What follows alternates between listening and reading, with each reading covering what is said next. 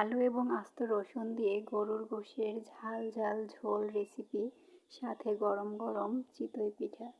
আসসালামু আলাইকুম, কেমন আছেন সবাই? আশা করি আল্লাহর রহমতে সকলে ভালো আছেন। আমরাও আলহামদুলিল্লাহ ভালো আছি। তো আজকে মজার একটা রেসিপি নিয়ে আসছি, একটি নয় দুটি।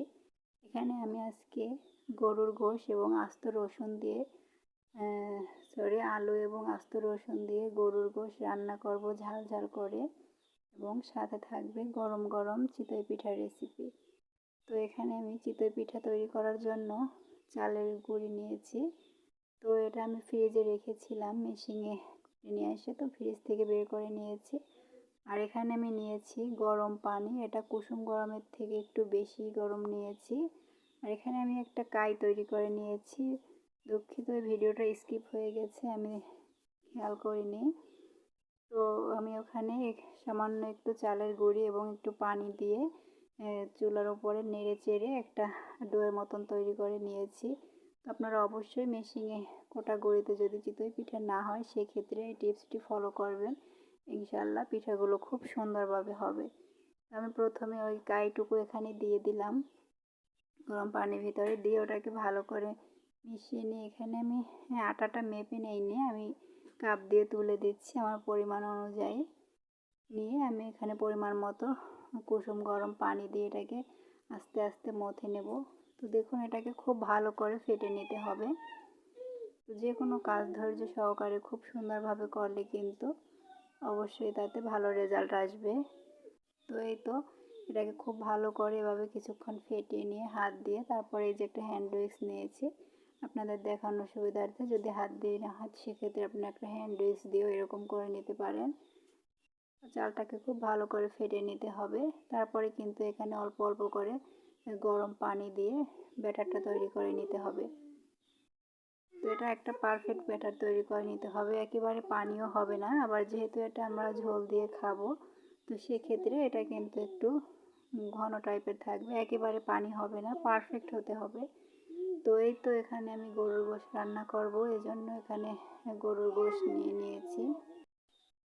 তো গরুর মাংসগুলোকে আমি কিন্তু একেবারে ছোট ছোট টুকরো করে নিইনি, মাঝারি সাইজের করে নিয়েছি। এগুলো কিন্তু একেবারে ফ্রেশ, দেখতেই পাচ্ছেন। তো এটা ফ্রিজে ছিল, আমি ফ্রিজ থেকে বের করে নিয়েছি, দুদিন আগে নিয়ে আসছিল। গরুর গোশটা খুবই ভালো, এখানে হাড়ের অংশটা কম, মাংসটাই বেশি। তারপর এখানে আমি কিছু মশলা নিয়েছি যেটা রান্নায় ব্যবহার হয়। তো সেই মশলায় হলুদ, লবণ, মরিচ, ধনিয়া, জিরা এগুলোই। তো এই তো এখানে আমি মশলাগুলো একটু দেখিয়ে দিলাম। আর আমি নিয়েছি যে কিছু আস্ত রসুন, এখানে আমি 5টা রসুন নিয়েছি আস্ত, আপনারা চাইলে বেশিও নিতে পারেন। এখানে নিয়েছি আমি 1 কাপ পেঁয়াজ কুচি। তো এই তো, আর এখানে কিছু শুকনো উপকরণ নিয়েছি। তো এবার আমি রান্নায় চলে যাব। তো চলুন শুরু করি। তো রান্নার জন্য আমি এখানে প্রথমে চুলায় একটা কড়াই বসিয়ে কড়াই দিয়ে দিচ্ছি পরিমাণ মতো রান্নার তেল। তেল দিয়ে আমি যে আস্ত মশলাগুলো রেখেছিলাম, দারচিনি, এলাচ, লবঙ্গ, তেজপাতা, তো ওগুলো আমি দিয়ে দিলাম। মশলাগুলো দিয়ে কিছুক্ষণ নেড়ে চেড়ে আমি এখানে পেঁয়াজ কুচিটা দিয়ে দিলাম। পেঁয়াজ কুচিটা একটু ভেজে এখানে আমি লবণগুলো দিয়ে দিলাম। 1 চামচ যে লবণটা নিয়েছিলাম পুরোটাই দিয়ে দিলাম, তাহলে পেঁয়াজটা নরম হয়ে আসবে। তারপর এখানে দিয়ে দিচ্ছি 1.5 টেবিল চামচ আদা বাটা, 1.5 টেবিল চামচ রসুন বাটা এবং 1.5 টেবিল চামচ আদা বাটা আমি এখানে দিয়ে একটু ভেজে নিচ্ছি। ভেজে নিয়ে আমি এখানে গুঁড়ো মশলাগুলো অ্যাড করে দিচ্ছি। দিয়ে দিলাম হলুদ গুঁড়ো, মরিচ গুঁড়ো, ধনিয়া গুঁড়ো, জিরা গুঁড়ো। তো এগুলো দিয়ে আমি এখন মশলাটাকে ভালো করে একটু কষিয়ে নিচ্ছি। তো আমি এখানে একটু পানি দিয়ে দিচ্ছি, পানি দিয়ে মশলাটাকে একটু ভালো করে কষিয়ে নেব। এই তো আমি পানি দিয়ে দিয়েছি। এখানে আমি আজকে গরম মশলার কোনো গুঁড়ো ব্যবহার করিনি, আস্ত মশলাটা দিয়েই আজকে আমি রান্নাটা করব। তো দেখুন মশলাটা কিন্তু খুব ভালো করে কষানো হয়ে গেছে। তো আমি কিন্তু আরও কিছুক্ষণ মশলাটাকে কষিয়ে নিব। তো মশলাটা যত ভালো কষানো হবে, মশলা থেকে কাঁচা স্মেলটা চলে গেলেই কিন্তু রান্নাটা খেতে কিন্তু খুবই ভালো হবে। তো এই তো মশলাটা কিন্তু খুব ভালো করে কষানো হয়ে গেছে, দেখতেই পাচ্ছেন। এবার আমি এর ভিতরে আগে থেকে কেটে ধুয়ে রাখা মাংসগুলো দিয়ে দিব। মাংসগুলো দিয়ে আমি মশলার সঙ্গে খুব ভালো করে নেড়েচেড়ে মিশিয়ে নিচ্ছি। এই তো এভাবে করে আমি মিশিয়ে নিয়ে তারপরে ঢাকনা দিয়ে ঢেকে দেব 1 মিনিটের জন্য। আর মাংসটাকে কিন্তু আজকে আমি বেশ খানিক সময় নিয়ে খুব ভালো করে কষিয়ে নিব। তো এই তো আমি 1 মিনিট পরে ঢাকনাটা খুলে আবারও একটু নেড়েচেড়ে মিশিয়ে নিচ্ছি।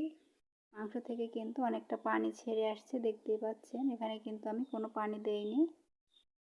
এভাবে করে আমি আবারও নেড়েচেড়ে ঢাকনা দিয়ে ঢেকে দিব। তো এই তো এই পানিটাও কিন্তু আমি শুকিয়ে নেব কষাতে কষাতে। আর মাংসের কালারটা কিন্তু খুব সুন্দর আসছে, এখনই দেখতে পাচ্ছেন। তো এই তো দেখুন আমি কিন্তু এভাবে করে নেড়েচেড়ে ভালো করে কষিয়ে নিচ্ছি। আর জালটা কিন্তু আমি হাইয়েই রেখেছি। তো এই তো আমি ঢাকনা দিয়ে আবারও ঢেকে দিয়েছি। তো আবারও 1 মিনিট পরে আমি ঢাকনাটা খুলে নিয়েছি। আর দেখুন পানিটা কিন্তু অনেকটা শুকিয়ে আসছে। তো এভাবে করে আমি আবারও নেড়েচেড়ে নিচ্ছি। তো নেড়েচেড়ে নিয়ে কিন্তু আমি এখানে এই পর্যায়ে কিছুটা পানি এখানে দিয়ে দিব। এই তো আমি এখানে প্রায় হাফ কাপের মতো পানি দিয়ে দিয়েছি। পানি দিয়ে আমি আবারও ঢাকনা দিয়ে এটাকে ঢেকে দেব 2 মিনিটের জন্য।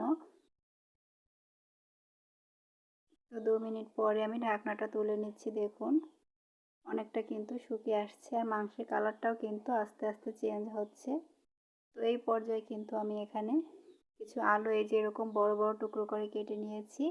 এবার আলুগুলো আমি এখন দিয়ে মাংসের সঙ্গে নেড়েচেড়ে মিশিয়ে কিছুক্ষণ কষিয়ে নিব। আলুটা একটু বড় বড় করে দেওয়ার চেষ্টা করবেন, তাহলে খেতে ভালো লাগে, আলুটা গলে যাবে না একেবারে। তো এই তো দেখুন মাংসটা কিন্তু একেবারে শুকিয়ে আসছে, পানি নেই। আর দেখুন খুব সুন্দরভাবে কিন্তু কষানো হয়ে গেছে। তো এই পর্যায়ে আমি এখানে ফুটন্ত গরম পানি অ্যাড করে দিচ্ছি। পরিমাণ মতো গরম পানি দিয়ে দিলাম। আপনারাও চেষ্টা করবেন মাংস রান্না করার ক্ষেত্রে গরম পানিটা ব্যবহার করার, তাহলে কিন্তু মাংসের স্বাদটা ঠিক থাকে। তো এই তো আর এখন আমি এখানে আস্ত রসুনের কোয়াগুলো দিয়ে দিলাম। দিয়ে আমি একটু নেড়ে চেড়ে মিশিয়ে ঢাকনা দিয়ে ঢেকে কিছুক্ষণ রান্না করে নিয়েছি। তো তারপরে এই তো কয়েকটা কাঁচামরিচ দিয়ে দিলাম। আর এখন আমি দিয়ে দিচ্ছি এখানে ভাজা জিরের গুঁড়ো 1 চা চামচ দিয়ে আমি নেড়ে চেড়ে এটাকে সাইডে রেখে দেব।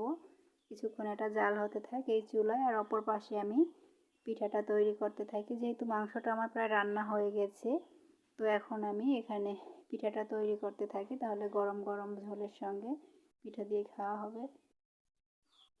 তো ব্যাটারটাকে আমি আরও একটু নেড়ে চেড়ে নিচ্ছি। আর এদিকে আমি একটা মাটির ছাঁচ নিয়ে নিয়েছি।